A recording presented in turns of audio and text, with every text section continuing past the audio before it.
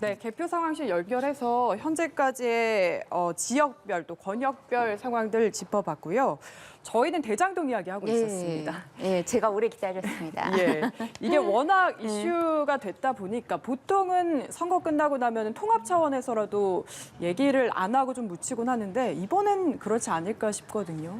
이건 그럴 수가 없습니다. 왜냐하면 입주민들, 그러니까 원주민들한테는 땅을 수용하면서 싸게 사서 이득을 많이 취하고 그다음에 입주민들한테는 민간 분양이라는 방법으로 아파트를 비싸게 팔아서 이득을 많이 취했기 때문에요. 원주민이나 입주민들이 피해를 많이 입었거든요. 그러니까 빨리 조사를 해서 환수할 수 있는 재산이 있으면 환수해서 돌려드려야 돼요. 그러니까 이게 그냥 정쟁의 내용이 아니고요. 이거는 이 돈을 마땅히 받아야 할 분들, 갖고 가야 할 분들한테 돈을 돌려줘야 되는 문제가 있으니까 덮을 수가 절대 없는 사건입니다. 네. 첫 번째, 특검 얘기하시는데요. 2021년 작년 9월 벌써 6개월 전이네요. 그 국민의힘에서 특검 법안을 법사위에 상정을 했습니다. 그런데 민주당에서 뭐 딴 것도 같이 논의하자, 뭐 그래서 좋다, 모든 걸 같이 논의하자고 했는데 상정조차 안 해주고 있습니다. 2021년 9월에 법사위에 이 발의된 법안은 지금 모두 통과되고 남은 법안 이거 달랑 하나입니다. 근데 무슨 의지가 있다고 네. 볼 수가 있겠습니까? 그리고 두 번째, 이게 가장 처음 문제 제기가 된 게 경기 지역 언론이거든요. 뭐 이재명 후보한테 화천대유는 누구 겁니까? 이런 제목으로 경기 지역 언론에서 기사가 나왔었는데요. 그거 처음 기사 쓴 분이 최근에 말씀하시기를 민주당 관계자한테 이재명 후보가 몸통이란 얘기를 듣고 제보를 받아서 이걸 쓰게 됐다. 뭐 이렇게 말씀을 하고 계시는데요. 뭐 앞으로 이 부분이 밝혀지겠지만 지금 문재인 정부의 검찰이 기소한 공소장, 기소 사실에 의하더라도요. 예. 유동규라는 이재명 후보의 측근 비전문가인 사람이 성남도시개발공사 직무대행으로 가서요. 이 민간 사업자들한테 많은 이익을 몰아주고 초과이익 조항, 환수 조항을 없애서 배임을 저질러서 그래서 민간 사업자들한테 이익을 과도하게 불법적으로 많이 몰아줘서 성남도시개발공사 나아가 성남 시민들에게 최소한 그 몇백억의 손해를 끼치고 그다음에 예. 700억의 뇌물수수 약속을 받았다는 게 이 검찰이 기소한 공소장 내용입니다. 그러니까 이 부분은 누가 몸통이고 누가 문제 제기가 되고 누가 수사를 받아야 되는지 명확한 사건이니까요. 반드시 수사받고 책임받을 사람들 책임지고 또 환수되는 돈은 배임은 그 사람 통장에 돈이 안 꽂혀도 배임은 성립되고 뇌물수수는 약속만 있어도 다 처벌되거든요. 예. 근데 지금 누구한테 돈이 갔는지 추적해서 돈을 환수해서 뭐 딴 사람들 누구한테 가 있다 하더라도 시민들 그다음 성남도시개발공사 마땅히 돈이 갔어야 될 때 돌려줘야 합니다. 역대급 비호감 선거란 얘기들 많이들 대선 기간 했습니다. 두 분께서 동의하시는지는 잘 모르겠습니다만 그중에 한몫한 것이 무엇인가 생각을 해보면 배우자 리스크가 아닐까 싶습니다. 후보 본인 얘기는 아니지만 또 배우자에 대한 얘기들이 줄지어서 각종 의혹들, 논란들을 불러오면서 아직까지 그것이 뭐 말끔하게 해소되지 않은 부분도 꽤 있고요. 이것은 이재명 후보, 윤석열 후보 공이 마찬가지입니다. 그래서 마지막 유세 때도 이 배우자의 모습을 볼 수 없었던 사실상 겪지 못했던 상황들을 국민 여러분들께서는 다 겪으셨어요. 그러니까 대선 이후에도 이 배우자들의 또 일거수일투족이 관심을 모으는 상황이기 때문에 이 얘기 좀 해보도록 하겠습니다. 좀 이 부분은 뭐 이도가 이렇게 손짓을 해주시는데요. 대표님께서 네, 말씀하셨는데 저희는 이 부분에 대해서 일정 부분 일관된 입장을 보였거든요. 이제 윤석열 후보가 저는 사실 경선부터 윤석열 후보랑 같이 일을 하게 됐었는데 그때도 저희가 이제 배우자 활동 시기에 대해서 아주 초기에 저는 초기에 들어간 사람이니까 7월 말에 이제 처음 같이 윤석열 후보랑 일을 하게 됐었는데요. 그때부터 여쭤봤을 때 되도록이면 필요한 최소한의 활동을 했으면 좋겠다. 그리고 그 부속실, 제2 부속실에 대해서도 입장이 동일하셨어요. 제2 부속실은 법률의 근거는 없습니다. 법률의 근거가 없고 그러니까 그 하위 법령의 근거가 있는 거기 때문에 이게 유럽 모델이 더 낫지 않느냐. 유럽의 정상의 이제 유럽 국가의 정상의 배우자들은 아주 이런 부분에 있어서 뭐 제2 부속실이 따로 있다든가 이렇지 않거든요. 꼭 필요한 정상 외교에 있어서 가족 동반으로 초청을 받았을 때 동행을 한다던가 그리고 필요한 의전 경호 이런 부분은 이제 대통령 의전과 경호와 같이 받는다든가 이렇게 돼 있지 부속실이 따로 있지 않기 때문에 그런 게 나아갈 방향이 아닌가라는 말씀을 하셨고 네. 그런 부분에 대해서 뭐 여러 가지 그 뒤에 어려운 일이 있었지만 그 입장이 변한 적은 없습니다. 윤석열 후보의 입장이 변한 적도 없고요. 그리고 김건희 대표의 입장이 변한 적도 뭐 제가 확인할 수는 없습니다만 윤석열 후보의 말씀을 통해서 그 유추해보자면 변한 적은 없는 것 같은데 여기 김혜경 여사의 경우에는 김혜경 씨의 경우에는 처음엔 되게 활발히 뭐 야구장도 같이 네. 가시고 뭐 여러 가지 활동을 뭐 전화하는 것도 많이 보여주시고 이러셨는데 이제 음력 설을 기점으로 이제 공익 제보자가 되셨어요. 이제 그분이 공익 제보자가 뭐 공무원을 사적 노무에 동원했다 내지는 법화 횡령 의혹 이런 여러 가지 의혹을 제기하고 이제 공익 제보자가 됐습니다. 그분이 여러 가지 제보를 하고 지상파에서 그 부분 의혹이 방송이 되면서 뭐 그전에는 무한검증 배우자 무한검증 하자고 하시더니 그 뒤에는 뭐 활동을 안 하고 계십니다. 그래서 앞으로 활동을 어떻게 하실지는 민주당은 입장이 변하신 것 같아요. 활발하게 활동하다가 활동을 딱 중단하셨으니까. 그렇지만 저희는 입장은 일관됐습니다. 하실 말씀 있으실 것 같습니다.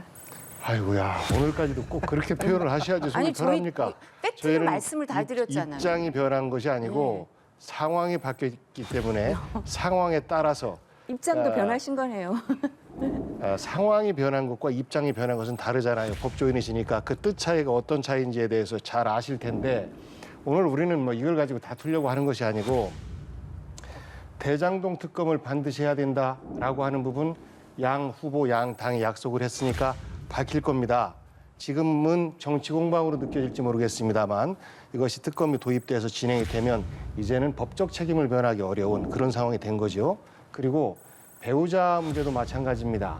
그 김혜경 여사의 그런 그 뭐 여러 가지 의전이라든지 예. 그리고 뭐 법인카드 문제라든지 이런 부분도 감사와 수사가 빠르게 진행돼야 될 것이고 그리고 마찬가지로 김건희 씨에 대해서도 합격력 위조 문제라든지 그리고 지금 도이치모터스 주가 조작 문제라든지 이런 것들에 대해서도 국민적 의혹이 너무 커요. 그래서 저는 배우자들께서도 선거가 끝나더라도 더더군다나 배우자들은 그 형사소추 면책권이 없지 않습니까? 그렇기 때문에 이 또한 피하기 어렵다. 그래서 사실 어느 때보다도 양강 후보의 여러 가지 흠이 있고 그리고 그것 때문에 이제 우리 국민들이 비호감 선거다라고 생각을 해 주셨는데 그런 것이 뭐 역으로 오히려 투표를 높였는지는 잘 모르겠습니다만 안타까운 측면입니다. 그리고 앞으로 우리가 그 민주주의 국가에서는 이제 배우자의 위상과 역할이 굉장히 크지 않습니까? 그리고 배우자들이 하는 여러 가지 외교 활동이라고 하는 것이 상대적으로 남성에 비해서 여성들이 아직까지도 전 세계적으로 부족한 면이 있기 때문에 뭐 여권 신장이라고 하는 부분 요즘은 이런 표현을 잘 안 씁니다만 양성평등을 지향하기 위해서는 더 신장시켜야 되는 게 맞으니까요. 뭐 그런 부분이라든지 그리고 사회적 소외 문제라든지 그리고 지금은 이제 일반적인 이슈가 됐습니다만 친환경 뭐 캠페인 문제라든지 이런 것들에 대해서 그 보통 배우자들의 과제로 삼고 이런 것들을 자연스러운 외교를 통해서 해결하는 역할들을 배우자가 해요. 그래서 그거를 우리가 지금 뭐 안 할 수는 없는 노릇이고 하긴 해야 합니다. 예. 그래서 뭐 청와대의 뭐 직제를 개편하고 하는 부분들은 직제 개편할 수 있죠. 그렇다고 해서 그 기능을 없앨 수는 없다. 여가부를 없애더라도 거기에서 그 부처에서 담당했던 기능을 없앨 수 없는 것처럼 마찬가지로 배우자의 외교, 배우자의 뭐 정치 활동 이런 부분에 있어서의 어느 단위에선가는 뭐 지원을 해줘야 되기 때문에 그 자체까지 없앨 수는 없어요. 그런데 그 후보자와 배우자의 어떤 여러 가지 문제가 우리 국민들에게 걱정을 끼친 부분에 대해서는 저도 정치하는 한 사람으로서 송구스럽게 생각합니다. 그럼 이렇게 한번 여쭤보도록 하겠습니다. 이 배우자 문제를 얘기할 때 김혜경 씨 같은 경우는 2월 9일이었던가요? 그 대국민 사과 이후에 활동을 중단했고 공식적인 활동이요. 그리고 김건희 씨 같은 경우는 지난해 12월 26일에 이 허위 이력에 대한 대국민 사과 기자회견 한 이후에 공개 활동을 안 하고 있습니다. 근데 둘 중에 한 명은 어쨌든 영부인이 될 가능성이 너무나 높은 상황이기 때문에 공개 활동을 무작정 안 할 수는 없는 상황 아니겠습니까? 그렇다면 국민들에게 어떤 식으로 다가서고 국민들의 이 좀 상처 입은 마음을 어떻게 좀 풀어줘야 할지 어느 순간에든 그것이 빠르면 빠를수록 좋은 상황이 될 텐데 그 부분에 대한 견해를 좀 여쭤보고 싶습니다. 저는 지금 말씀하신 것처럼 배우자의 활동이 일정 부분 있어야 된다는 데는 동의합니다. 근데 그게 미국 모델이 될지 유럽 모델이 될지는 선택을 해야 되고요. 그리고 그 부분에 대해서 지금 여러 가지 논란이 있을 수 있기 때문에 우리 후보나 윤석열 후보나 우리의 입장은 이 부분에 대해서 법률로 명확하게 해놓으면 좋겠다는 거죠. 지금 말씀드린 것처럼 제2부속실이라는 거 존재 자체가 법률적 근거가 없는 거거든요. 그래서 꼭 필요하다고 하면 양당이 의견을 해서 우리 후보는 제2부속실이 필요 없고 제1부속실에서 그 외교나 특정 부분 이런 활동이 필요할 때 지원을 해주면 된다 이런 입장인데 그게 아니라 제2부속실이란 조직 자체가 반드시 필요한가 여기에 대해서 검토를 해보고 필요하다고 생각하면 이 법률로 근거를 만들어 두는 게 안정적이고 거기에 대해서 국회 운영이라든가 이런 부분에서 감시도 할 수 있는 거거든요. 이게 바람직할 겁니다. 왜냐하면 지금도 저는 뭐 이런 일이 이제 있어서 좀 안타까웠는데 김정숙 여사의 옷값이라든가 이런 특활비에 대해서 법원에서 공개하라는 정보 공개 청구를 인용해 줬거든요. 그런데 이제 청와대에서 이 부분에 대해서 항소를 했습니다. 항소를 했으니까 그런데 이게 다 사실 어떻게 되냐면 문재인 대통령이 이제 5월 9일에서 10일 넘어갈 때 퇴임을 하실 거 아닙니까? 예. 그렇다면 이 기록이 모두 대통령 기록물 보관소로 넘어갑니다. 그러면 이 소송을 한 대상, 이 시민단체에서 한 걸로 알고 있는데요. 시민단체는 청와대를 대상으로 소송을 했는데 항소심에서 지금 청와대가 항소했으니까 1심에선 이겼는데 청와대 항소심으로 2심에 가 있는데요. 그러면 청와대가 대상이 아니라 대통령 기록물 보관소로 소송을 새로 해야 되니까 이거 패소예요. 그러니까 이제 사실 청와대에서 이 정도면 법원의 1심 판결이 있고 그리고 국민들의 이제 여망이 있고 하면 그냥 공개를 그냥 하셨으면 어땠을까 싶은데요. 뭐 이유가 있으시겠죠. 근데 뭐 장기적으로는 공개가 될 수밖에 없을 겁니다. 법원에서 일정 부분 1심 판결 승소를 했기 때문에요. 그렇다면 이게 국민들이 다 이런 부분까지 들여다보고 싶다. 이게 국민들의 마음인 것 같아요. 그렇다면 법률로 근거를 두고 이런 예산 아니면 활동 이런 부분에 대해서 투명하게 운영할 필요가 있다. 왜냐하면 저희가 이 과정에서 사실 대통령의 배우자는 본인이 직접 선출은 안 되지만 그리고 법률상으로 명확한 지원은 경호밖에 없어요. 나머지는 다 그냥 하는 거예요. 법령, 하위 법령으로. 그런데 이런 부분에 대해서 어디까지 지원하고 어떤 활동까지 국비가 국민의 세금이 들어갈지를 명확하게 규정해 두는 게 앞으로도 논란이 없을 것 같습니다. 예. 네. 배우자 얘기를 하다 보니까 뭐 자연스럽게 제2부속실 얘기도 나오고 여가부 폐지도 거론을 해주셨는데 이번 선거에서 젠더 이슈도 굉장히 뜨거웠거든요. 뭐 이대남, 이대녀 이야기들도 많이 나왔고 특히 민주당에서는 막판에 이대녀들의 뭔가 마음을 사로잡기 위해서 노력을 많이 한 걸로 알고 있습니다. 평가를 들어보고 싶은데요. 많이라기보단 예. 저희들은 최대한 양성을 갈라치게 하는 캠페인을 피하려고 노력을 해왔습니다. 그래서 어느 한쪽에 접근하는 것도 조심스러워했었고 초창기에 어느 커뮤니티에 갔다가 또 비판도 받고 그랬지 않습니까? 그래서 마지막까지 저희가 중립적으로 대통령 후보다운 모습을 보이기 위해서 많은 노력을 해왔었는데 이제 이것이 어느 한쪽에 대한 정책을 이야기하면 그쪽에 대한 러브콜을 보내는 거 아니냐 뭐 이렇게 말씀하셨었는데 저는 지금 이렇게 20대 내에 젠더 갈등이 있다라고 정치권에서 또 언론에서 많이 부추기면 오히려 더 이것이 사실화될 수도 있어서 오히려 좀 잘 되고 있다라는 캠페인으로 좀 바꿨으면 하는 생각을 해봤어요. 지금 20대가 그다음에 또 30대가 되고 하는 건데 20, 30대를 묶어서 얘기하지만 20대의 정서와 30대의 정서가 좀 다르거든요. 예. 근데 20대 같은 경우는 어려서부터 사실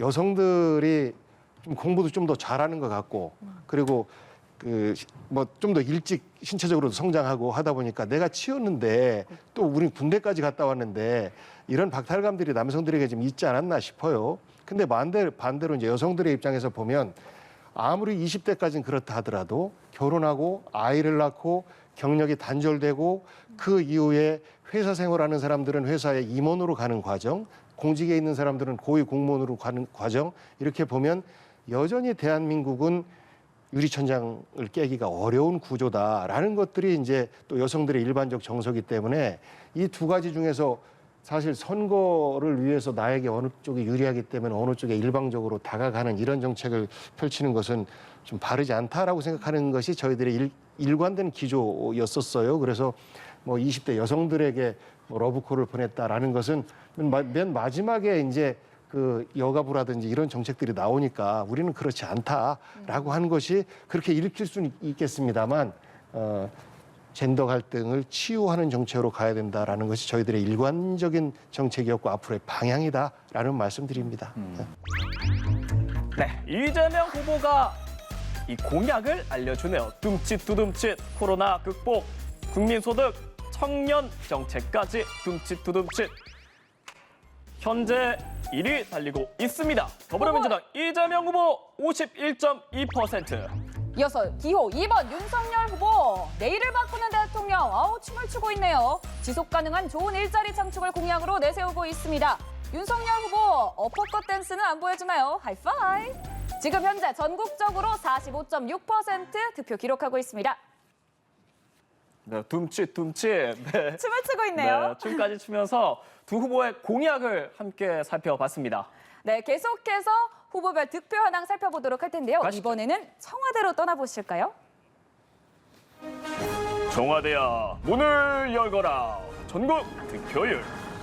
청와대 왼쪽으로 향했습니다. 기호 1번 이재명 후보 51.2%. 네, 바로 옆에 기호 2번 윤석열 후보가 있습니다. 현재 45.7%.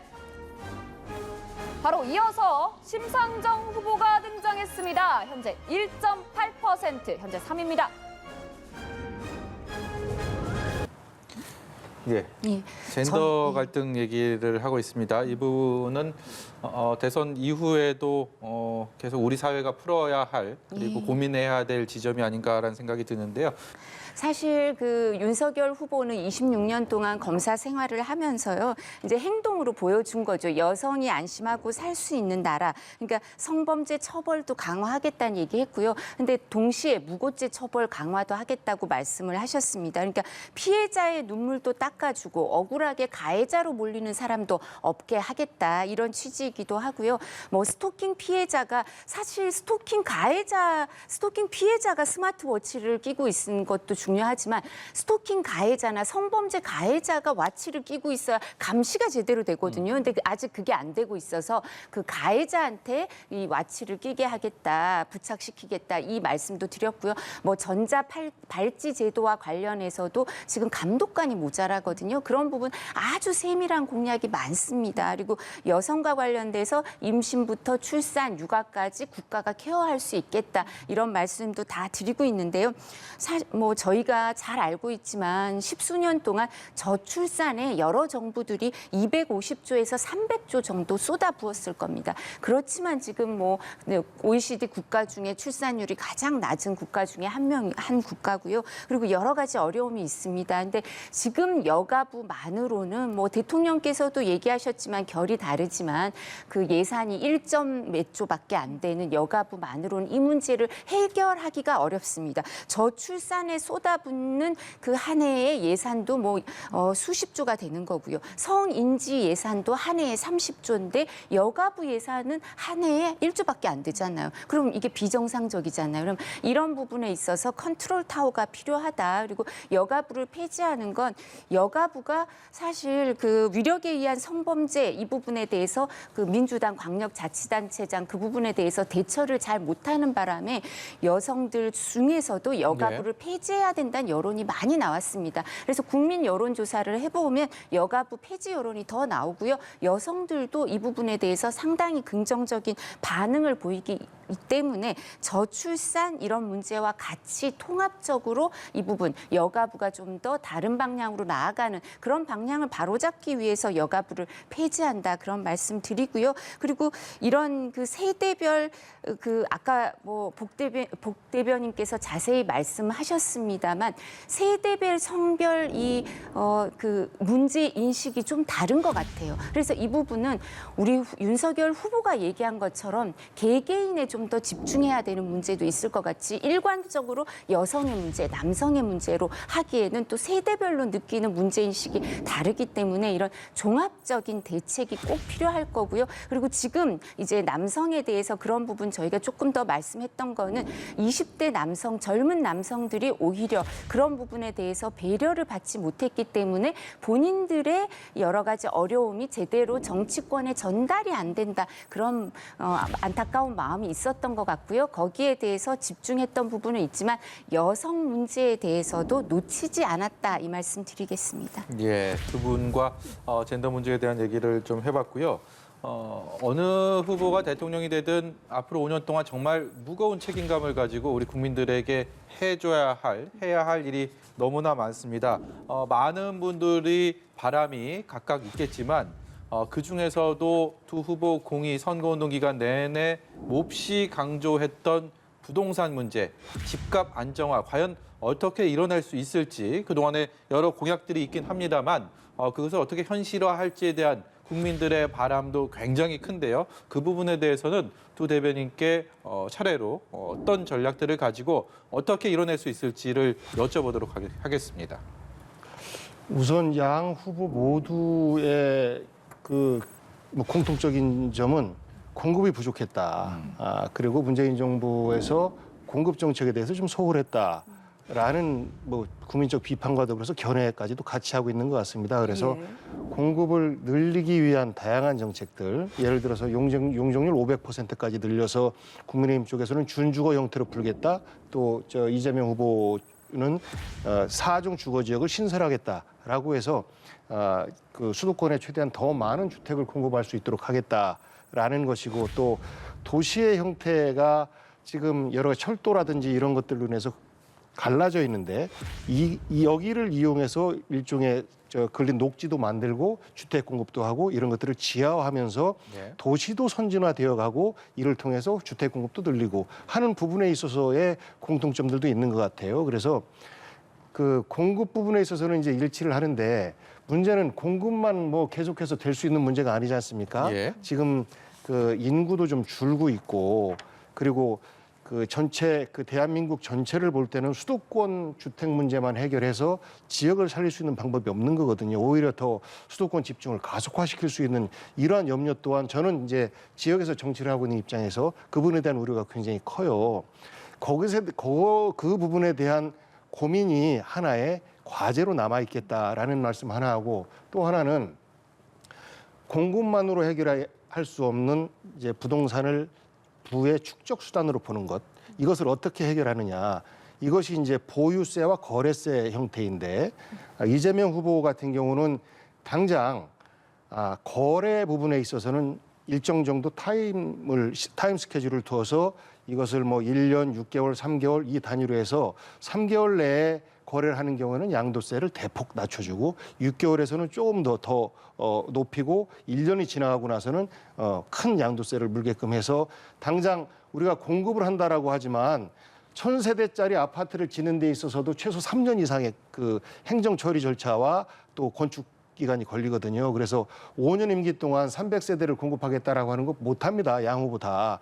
그것에 대한 로드맵을 만들고 행정 절차를 만들어 놓고 해서 다음 정부 때 그것에 이제 과실이 이제 따먹을 수 있게 되는 것인데, 그러니까 단기적인 성과는 이러한 보유세와 거래세를 통해서 매물을 내놓게 하는 거거든요. 그걸 위해서 이제 이재명 후보는 단기적으로 양도세 부분에 대해서 일좀 풀어주는 것. 그러면서 그 1년여 기간이 지나고 나면 보유세는 강화해서 부동산을 통한 또 주택 보유를 통한 부의 축적이 안 되게끔 해야 된다라는 정책을 갖고 있는가 하면 반대로 윤석열 후보는 이거하고는 좀 차이가 있는 것 같습니다. 거래세와 양도세, 보유세, 거래세 모두 다 풀어주자라는 그 정책을 보여주시는 것 같아서 그런 부분에 있어서는 항구적으로 그 서울의 주택을 갖고 있으면 승리한다.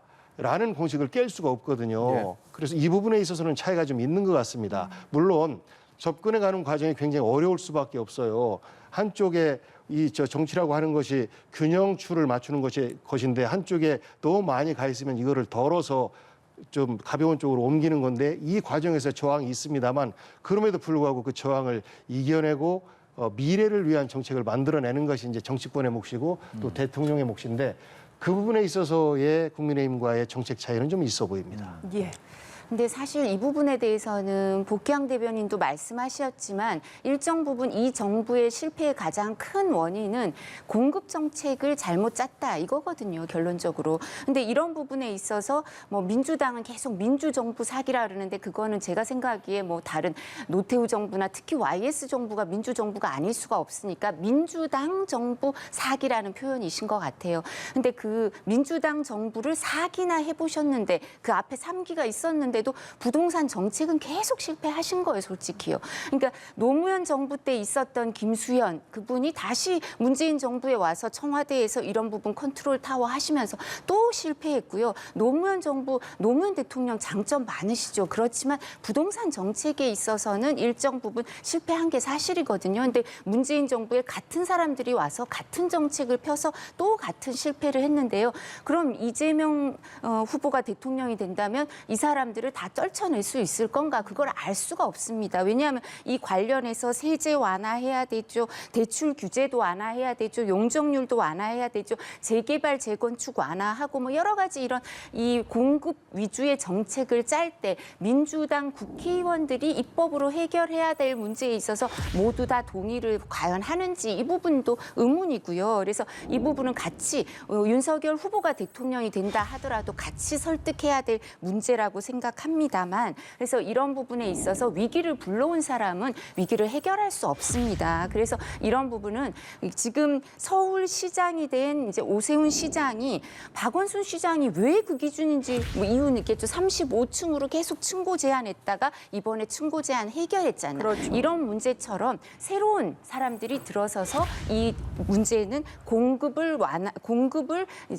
문제를 해결하고 대출 규제를 완화하고 세제 문제도 해결하고 그리고 여러 가지 용적률이라든가 뭐 여러 가지 말씀하신 정책은 비슷해요. 그런 데 있어서 완화와 이런 그 정도의 차이일 뿐인데 이런 문제를 종합적으로 계획을 하고 실행할 의지를 갖고 있어야 된다는 말씀 드립니다. 네, 두 분께 부동산 정책, 집값 안정화에 대한 의지를 들었습니다. 말씀하신 대로 부디 꼭 실현이 돼서 온 국민이 피부로 느낄 수 있는 변화 제발 있었으면 하는 바람을 가져보고요. 저희는 잠시 대선 상황실을 연결해서 대선 레이스 현재 상황들 그리고 접전 지역의 분위기는 어떤지 알아보도록 하겠습니다. 네. 이남규 아나운서 준비가 돼 있나요? 이남규 아나운서. 네, 대선 상황실에 나와 있습니다. 소중한 한 표 잘 행사하고 오셨나요? 여러분의 한 표가 어떻게 반영되고 있는지 제20대 대통령 선거 전국 득표 상황 알아볼 텐데요. 저희가 한눈에 알아보기 쉽게 각 지역별로 정리해서 그래프로 보여드리겠습니다. 함께 보시죠.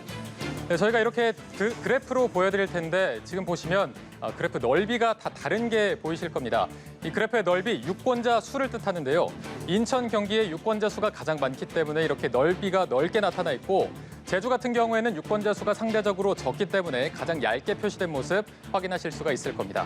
자, 본격적으로 살펴보도록 하겠습니다. 더불어민주당 이재명 대선 후보 전국에서 50.6% 현재 득표하고 있고요. 개표는 7.1% 완료된 상황입니다. 자, 최대 승부처 서울부터 한번 보도록 하겠습니다. 서울에서는 48.3% 득표하면서 출발하고 있고요. 이어서 유권자 수가 가장 많고 이재명 후보의 안팎격인 인천, 경기 보도록 하겠습니다. 49.2% 득표하면서 50% 가까운 득표율을 보여주고 있습니다. 자, 부산, 울산, 경남, 영남권으로 한번 이동해 보도록 하겠습니다. 30%로 낮아지더니 대구, 경북으로 가서는 20.8%까지 낮아진 모습이 확인되고 있습니다. 제 무릎보다도 낮게 표시가 되고 있죠. 반면에 광주, 전라로 이동을 해보면 거의 제 가슴팍까지 온 모습이 확인되고 있습니다. 4배가량 넘게 뛰면서 87.9% 가장 높은 득표율 보여주고 있습니다. 민심의 풍향계 제주에서는 54.1% 높은 득표율 보여주고 있습니다. 자, 이번에는 국민의힘 윤석열 대선 후보의 득표 상황 살펴보도록 하겠습니다. 전국적으로 46.3% 득표하고 있고요. 개표는 7.3% 현재 완료가 돼 있습니다. 자, 마찬가지로 최대 승부처 47.4% 서울에서 득표하고 있고요. 캐스팅 보트 지역이죠. 대전, 세종, 충청에서는 절반을 넘는 53.6%까지 득표해주고 있습니다. 자, 영남권으로 가보겠습니다. 60%로 높아진 부산, 울산, 경남을 지나서 대구, 경북에서 가장 높은 득표율을 보여주고 있습니다. 76.5% 최고 득표율을 보여주고 있고요. 반면에 광주, 전라로 와서는 10%의 득표율을 보여주고 있습니다. 역시나 제 발목 정도의 높이가 보여주고 있고요. 앞서 보신 민주당 이재명 후보와는 최저 지역이 반대로 나타나는 모습 확인하고 계십니다. 이어서 보수 강세 지역인 강원에서는 55%까지 현재 득표하고 있습니다. 네, 이렇게 전국 득표 상황 지역별로 정리해서 보여드렸고요. 이번에는 KTX 노선을 기반으로 한 대선 열차 타고 저희와 함께 전국 한 바퀴 쭉 돌아보면서 전체적인 판세 짚어보도록 하겠습니다. 자, 국민 곁으로 간다 대선 열차 출발합니다. 자, 경부선부터 보도록 하겠습니다. 서울에서 출발해서 부산까지 가는 여정인데요. 제가 이렇게 가리키고 있는 영남권의 판세 눈여겨보시면 되겠습니다. 부산, 울산, 경남 같은 경우에는 지난 19대 대선에서 문재인 대통령이 높은 득표율을 보이기도 했지만 전통적으로 보수 성향이 강한 곳이죠. 때문에 이 부분 눈여겨보시면 되겠습니다. 자, 서울에서 한번 출발해 보도록 하겠습니다. 서울과 광명, 수원, 민주당 이재명 후보가 기분 좋게 출발하면서 파란색으로 물들인 모습 보이고 있는데요. 자, 충청권은 잠시 후에 짚어보도록 하고요. 부산까지 여정 이어가 보도록 하겠습니다. 자, 김천, 구미를 지나서 동대구역까지 국민의힘 윤석열 후보의 빨간색이 표시가 돼 있고요. 신경주의 이 회색은 아직 개표가 시작되지 않아서 회색으로 표시된 부분 확인하실 수가 있습니다.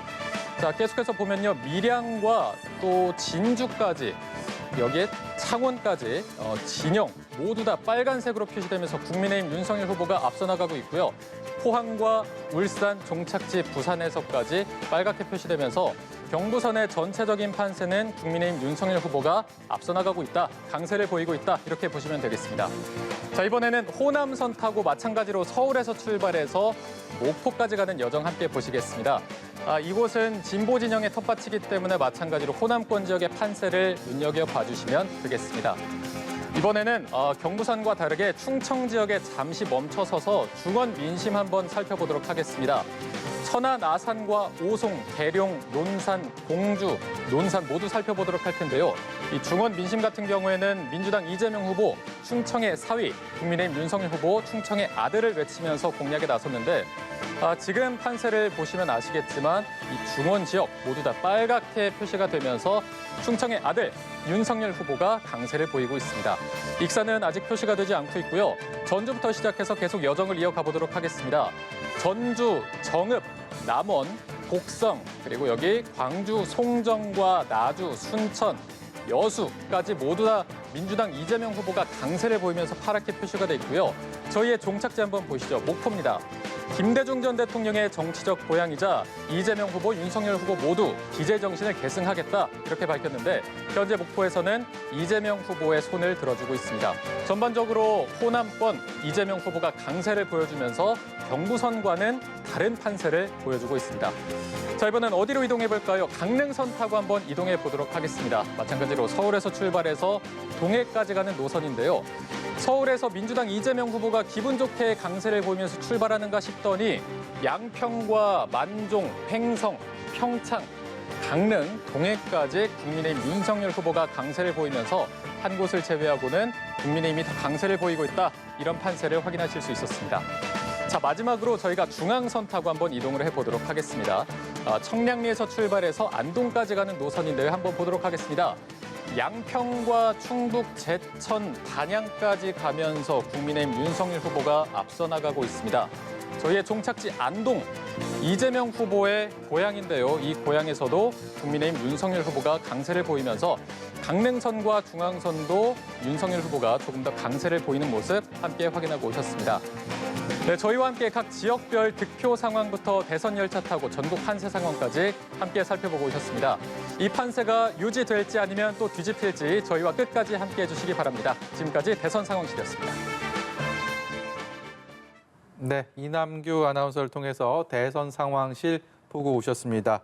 어느덧 두 분께 마지막 질문을 드려야 될 시간이 온 것 같습니다. 대선 정말 치열하게 지금까지 왔습니다. 모든 것은 이제 끝났고 결과만을 겸손한 마음으로 기다려야 하는 지금 이 시간인데 지난 대선들 우리가 돌아봤을 때 어떤 의미였는지 소회 한 말씀씩 좀 듣고 훈훈하게 마무리를 해볼까 하는데요. 먼저 복귀왕 대변인 말씀 부탁드립니다. 어느 때보다도 어려웠던 대선 아닌가 싶습니다. 저는 이제 노무현 대통령 아산시 선거대책위원장으로 정치를 시작을 해서 그동안에 여러 차례 그 대선을 봤습니다만 이번처럼 사실 정 한가운데서 뛰었던 적도 없고 대변인의 역할과 또 지역위원회 위원장으로서 지역 선거운동까지도 함께 했었는데 많이 힘들었어요. 네거티브가 너무들 심해서 이 자리에 나와서 우리 후보를 방어하는 것도 힘들고 상대방 후보를 공격하는 것도 힘들고 특히나 또 배우자 부분에 가면 또 많이 불편했었는데 저한테 주어진 역할이 그것이라 또 원망하면서도 안 할 수 없고 개인적으로 좀 힘들었었다 정신적으로 이런 부분하고 그런 부분에 있어서는 우리 국민들도 많이 불편하지 않았을까라는 생각을 해봤고요. 특히 이제 어떤 결과가 나와도 승복을 해야 되는데 과연 그럴 수 있을까라는 좀 우려가 돼요. 왜냐하면 그 선거 과정에서 최초로 처음으로 그 지난번 사전투표 과정에서 이러저러한 우려가 돼 있어서 네. 지난번 총선 때 뭐 부정선거 의혹이나 이런 이야기가 있었는데 이번에도 또 어떤 빌미가 마련된 거기 때문에 그로 인해서 또 갈등의 골이 깊어지면 어떻게 하나라고 생각을 해요. 그래서 결과가 나오면 양 후보 모두가 다 단 한 표 차이가 나더라도 흔쾌히 승복한다라고 하고 지금 선거 과정에서 갈라진 상처들을 보듬는 그러한 선거로의 마무리가 좀 필요하지 않나 싶고요. 이러한 그 갈등들이 또 뭐 세살을 돋게 하면 대한민국이 더 힘차게 희망적으로 갈 수 있지 않을까. 그래서 새로운 대통령이 만들어지면 우리 소상공인들에게 약속했던 어떤 35억, 50억 가량의 뭐 즉각적인 손실 보상이라든지 뭐 이런 부분들까지도 바로바로 좀 진행이 되어서 야, 좀 더 희망이 있다라고 좀 우리 국민들에게 힘과 꿈을 줄 수 있는 이런 마무리가 됐으면 하는 희망과 기대를 가져봅니다. 네. 네. 지금 말씀하신 것처럼 저도 법률지원단 부단장을 하면서 또 선대본 대변인을 하니까 마찬가지로 좀 그런 어려움이 있었는데요. 저는 또 정권교체동행위원회, 그전에 새시대준비위원회 대변인을 또 겸직을 하면서요. 이제 후보의 국민 통합에 대한, 윤석열 후보의 국민 통합에 대한 의지를 또 강력하게 느끼는 자리이기도 했습니다. 예. 근데 저는 후보와 이제 작년 7월부터 같이 이렇게 경선, 본선을 거치면서 여러 가지 생각이 드는데 마지막 통합 유세에서 이준석 대표, 안철수 대표, 유승민 전 대표 이런 분, 원희룡 전 지사 같이 경선을 뛰었던 분들하고 모두 같이 화학적으로도 원팀이 돼서 유세하는 모습에 가슴이 뭉클했는데요. 이번 대선 결과에 있어서도 우리 윤석열 후보가 대통령이 된다면 반드시 그런 원팀이 되는 나를 뽑은 사람이 아니더라도 모든 국민을 위한 대통령이 될 거라, 국민 통합을 위해 노력할 거라고 생각하고요. 그리고 윤석열 후보는 만에 하나 백보양보해서 뭐 패배하는 일이 있더라도 그런 부분에 대해서 흔쾌히 승자에 대해서 축하한다는 말을 해줄 수 있는